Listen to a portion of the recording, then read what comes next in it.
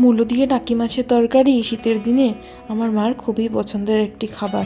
এই খাবারের জন্য মা তো কতদিন অপেক্ষা করে থাকে শীতের দিনে এই একদম লোকের মূলো দিয়ে মা খাবে বলে মাছের তরকারি।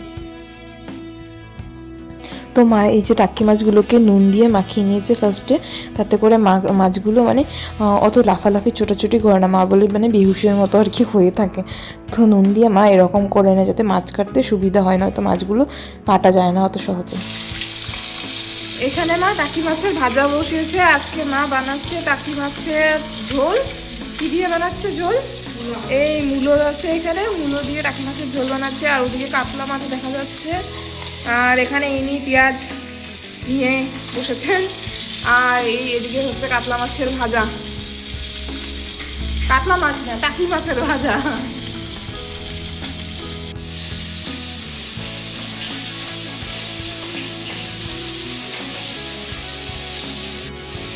মাছগুলোকে মা কড়া করে ভাজা করে নিয়েছে, প্রায় ভাজা হয়ে এসেছে। আরও একটু 2 মিনিট পর মা নামিয়ে নিল। এখানে বোধহয় মাছ ভাজা হয়ে গেছে। মা এবার মাছ ভাজাগুলো তুলে নিচ্ছে। এবার এবার কি করবেন? মূলো ভাজবে না মশলা দেবে? এবার মশলা দিয়ে বানাবেন। আর এখানে মশলা নেওয়া হয়ে গেছে। এখানে কড়াইতে আগে তেল দিয়ে দিচ্ছে, ওই কড়াইতেই। আর এদিকে মশলা নেওয়া হয়েছে, পেঁয়াজের বাটা নিয়েছে। পেঁয়াজ কয়টা মা? ছোটো সাইজের পেঁয়াজ একটা নিয়েছে। আর হলুদ, জিরে ধনের গুঁড়ো, মরিচের গুঁড়ো আর নুন। আর এইবার এতে জল ঢেলে দিল, একটু জল ঢেলে মিশিয়ে নিয়ে এবার মনে হয় তেলে দিয়ে দেবে।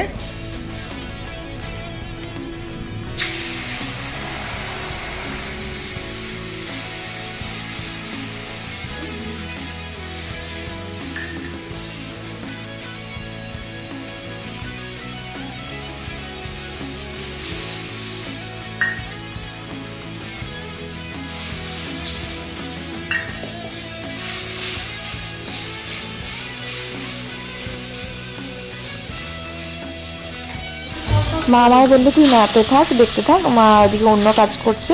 তো এখানে মশলাগুলো শুকিয়ে যাওয়া পর্যন্ত এটাকে ভালো করে মশলাটাকে কষিয়ে নিতে হবে, তাতে করে কী হয় মশলার কাঁচা গন্ধটা চলে যায়। নয়তো মশলা হলুদের মরিচের গন্ধ একটা করতে থাকে নাকি মা বলে। তো এই সব আমি করছিলাম, তখনই আস্তে আস্তে মশলাটা শুকিয়ে এলো, আস্তে আস্তে শুকাচ্ছে। এই মশলা দেখাচ্ছে শুকিয়ে এসেছে। তো মা বললো আমাকে মূলোগুলো দিয়ে দিতে। এই যে মূলো,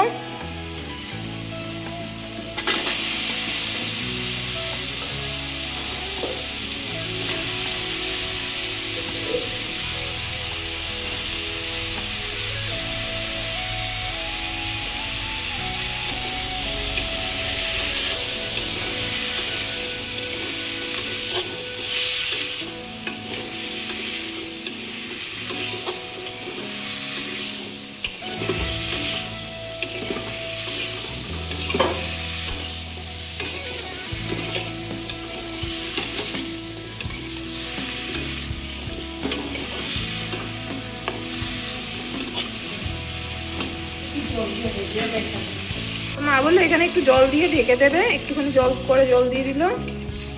এবার মিশিয়ে নেবো ভালো করে। মনে হয় এই প্রসেস হচ্ছে মূলোকে নরম করার জন্য, তাই এবার ঢেকে দেবে। এখানে প্রায় 10 মিনিট হয়ে এলো। মা বললো এটাকে উঠিয়ে দেখতে এবার। তো আমি চেক করছি। এই জলগুলো একটু শুকিয়ে এসেছে। এবার নাড়া দিয়ে দেখবো।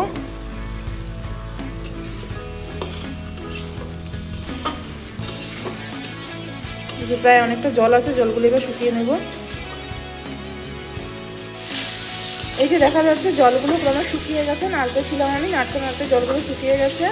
তা এবার বললো যে ধনিয়া পাতাগুলিকে দিয়ে দিতে। ধনিয়া পাতা দিয়ে দেবো। আর কিছুটা রেখে দিয়েছি লাস্টে দেওয়ার জন্য। তারপর কি করব? কাকে দেব? ধনিয়া পাতা দিয়ে দিয়েছি।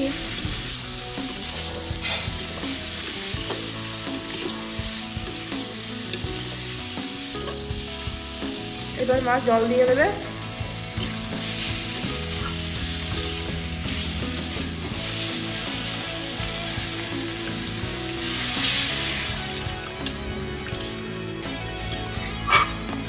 এখানে জল দিয়ে ঠল হয়ে গেছে, পুকুর হয়ে গেছে। এবার এর মধ্যে বললো সাঁতার কাটবে। কখন লাগবে রে? একটু করে মানে জলগুলো শুকিয়ে যাবে, পুকুরের জল শুকানোর পরে মাছগুলো সাঁতার কাটতে নামবে। আরও 8-10 মিনিট পর্যন্ত উতলে মানে বয়েল করার পর একটু জলটা শুকিয়ে গেলে এখন মাছগুলোকে ছেড়ে দেবো। মানে মাছগুলো আমাদের পুকুরে যাওয়ার জন্য রেডি একদম। এবার ওরা পুকুরে সাঁতার কাটবে। তো মাছগুলোকে ছেড়ে দিলাম আমি, মা বললো দিয়ে দে। তো মাছগুলো দিয়ে ভালো করে 2-4 বার নেড়ে দিলাম। তারপর আরও কিছুক্ষণ 5-7 মিনিটের জন্য আরও বয়েল করবো, জলটা শুকিয়ে যাবে। জল শুকালে ঝোলটা একটু ঘন হয়ে যাবে, ততক্ষণ পর্যন্ত। এই যে মা এলো, এসে চেক করছে, আমি মাছ দিয়ে দিয়েছিলাম। তো এখানে এবার নুন টেস্ট চলছে।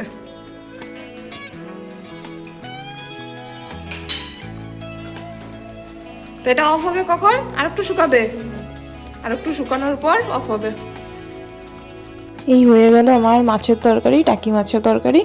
তো এই আপনাদের প্রস্তুতি করলাম, উপর দিয়ে ধনেপাতাগুলো চিটিয়ে দিলাম। তো আপনাদের কেমন লাগলো জানাবেন। যদি রান্নাটা পছন্দ হয় লাইক শেয়ার সাবস্ক্রাইব করে দেবেন, আর পাশে থাকবেন, কমেন্ট করে জানাবেন নেক্সট কিসের রেসিপি চাই। মায়ের কাছ থেকে আবার নতুন করে জিনিস একটা শিখে নেবেন। ধন্যবাদ।